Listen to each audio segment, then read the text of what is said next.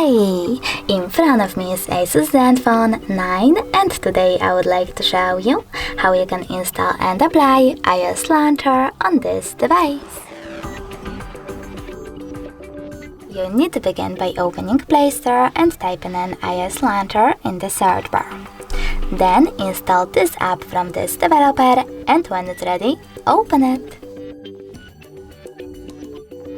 Now choose while using the app, click on Allow.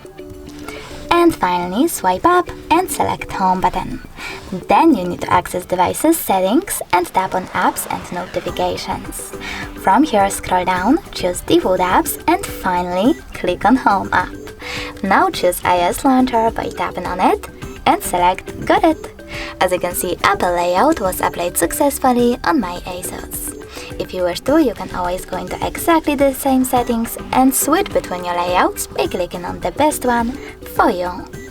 Thanks so much for watching. If you enjoyed this video, don't forget to leave a like, comment and subscribe. Bye!